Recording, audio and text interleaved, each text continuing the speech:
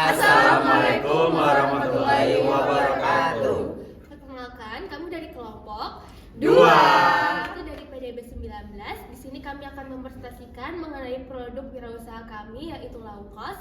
Sebelumnya perkenalkan dari diri saya terlebih dahulu. Nama saya Kalisa Putri dengan 3 digit NIM terakhir 031 dari Fakultas Kedokteran Hewan, Prodi Kedokteran Hewan. Nama saya Siti Nazara Ramadhani dengan 3 NIM digit terakhir 111 dari Prodi Destinasi Pariwisata dari Fakultas Vokasi. Saya Nafisatul Jamila dengan NIM 116 dari Fakultas Vokasi Prodi Keperawatan.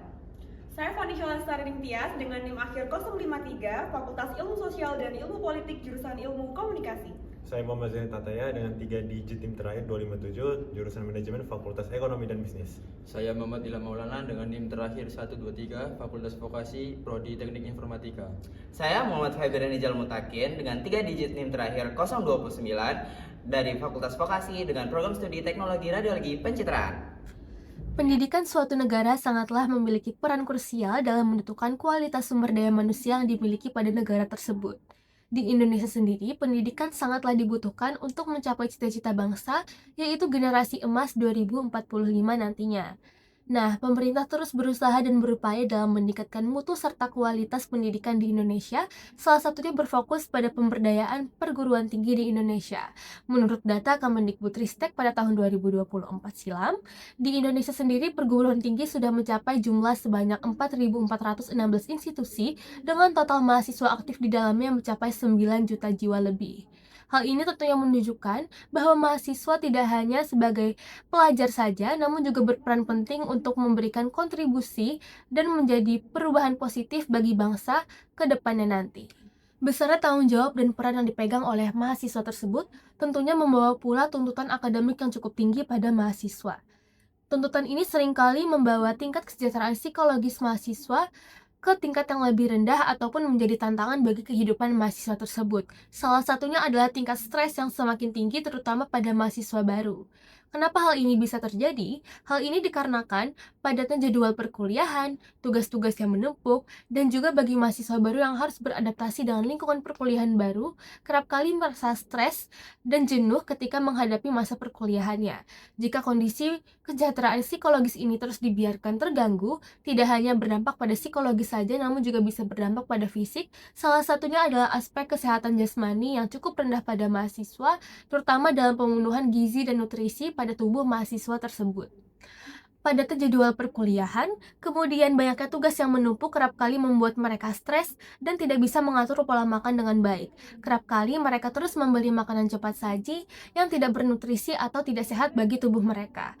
Jika kondisi ini terus dibiarkan, tidak hanya berdampak pada psikologis saja, namun juga pada kesehatan tubuh dan kemampuan produktivitas mereka.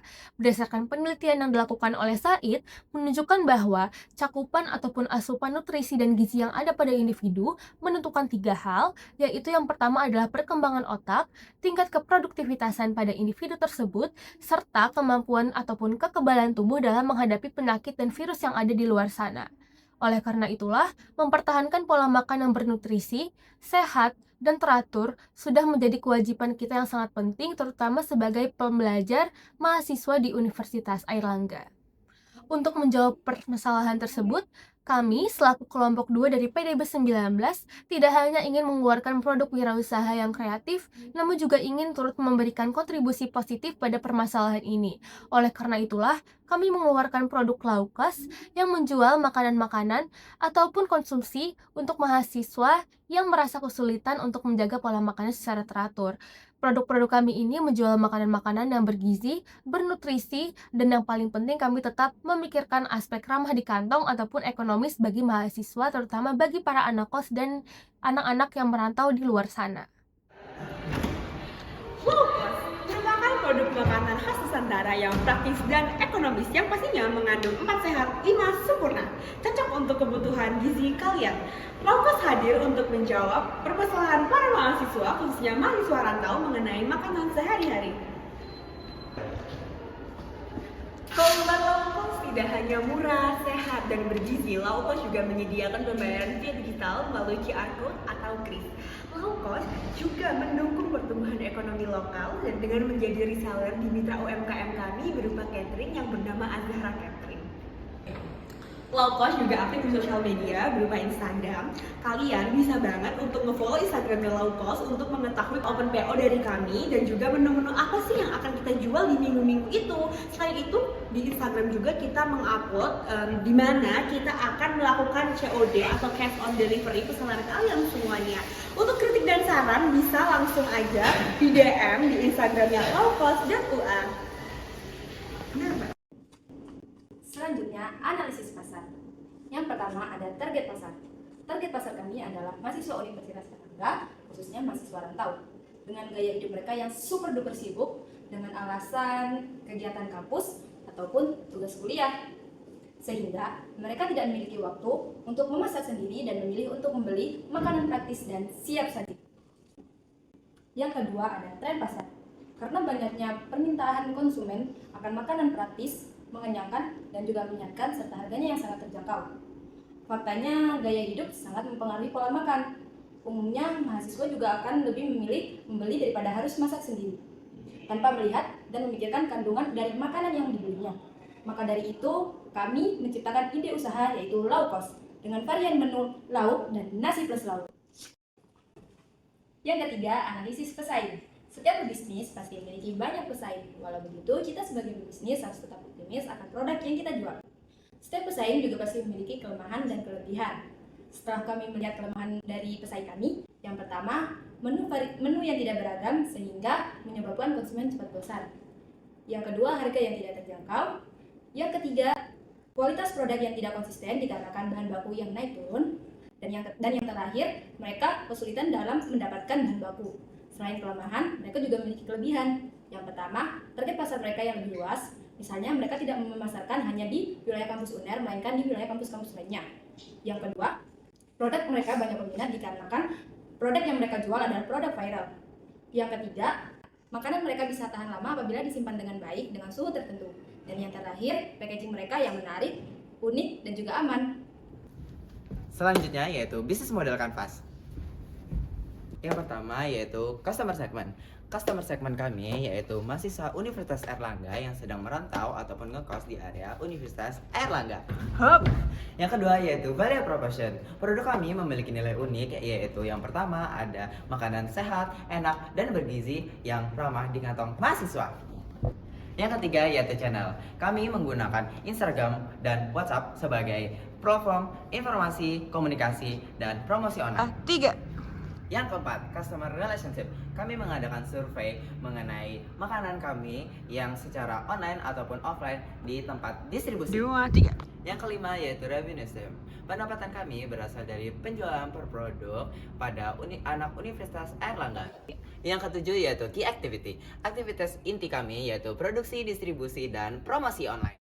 Yang kedelapan yaitu key partnership. Kami menjalani kerjasama bersama Azara Catering. Yang kesembilan yaitu cost structure, bahan baku, kemasan, dan biaya produksi menjadi biaya utama kami. Strategi promosi low cost. Dalam upaya kami memasarkan low cost agar dapat diterima luas oleh mahasiswa, terutama mahasiswa yang sedang ngekos atau merantau di sekitaran Universitas Erlangga, kami melakukan sistem promosi yang meliputi metode promosi, media yang digunakan, strategi harga, serta distribusi. Yang pertama ada metode promosi. Kami akan melakukan pendekatan melalui metode promosi digital dan juga interaksi secara langsung dengan calon konsumen. Untuk metode promosi secara digital, kami akan membuat video-video TikTok yang menarik serta akan menguploadnya di Instagram dan juga WhatsApp. Selain itu, kami akan melakukan metode pemesanan dengan metode pre-order atau PO agar konsumen lebih mudah untuk memesan produk low cost. Kami akan merubah-rubah variasi menu setiap batch pemesanan agar konsumen tidak bosan. Untuk media secara langsung, promosi secara langsung, kami akan melakukan pendekatan dengan cara promosi secara langsung dari mulut ke mulut agar produk low cost dapat dikenal lebih luas lagi oleh calon konsumen. Yang kedua, ada media yang digunakan. Kami menggunakan media online dan juga offline. Di media online seperti yang saya sebutkan tadi, kami akan menggunakan Instagram dan juga WhatsApp. Sedangkan media offline, kami akan menyebarkan stiker-stiker low cost di sekitaran kampus Universitas Erlangga agar produk low cost dapat lebih dikenal luas. Low cost tidak hanya menawarkan harga yang murah dan juga terjangkau, tetapi juga menawarkan makanan yang praktis, lezat, dan juga bergizi, agar dapat membantu mahasiswa yang tidak sempat memasak atau sibuk dengan kegiatan kampus. Lokasi usaha berada di kampus C Universitas Airlangga karena menjamin visibilitas tinggi dan akses mudah bagi target pasar kami, yaitu mahasiswa. Yang kedua, proses produksi atau alur kerja. Yang pertama, pengadaan dan persiapan. Kami membeli bahan baku segar setiap hari dan melakukan persiapan produksi sebelum jam mata kuliah agar sesuai tepat waktu.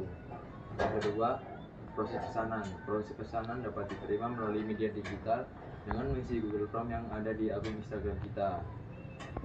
Yang ketiga, quality control dilakukan secara ketat sebelum produksi diserahkan ke pelanggan untuk memastikan spesifikasi rasa dan kualitas. Yang terakhir, pengiriman. Kami menggunakan sistem pengiriman mandiri untuk menjamin produksi didistribusikan tepat waktu.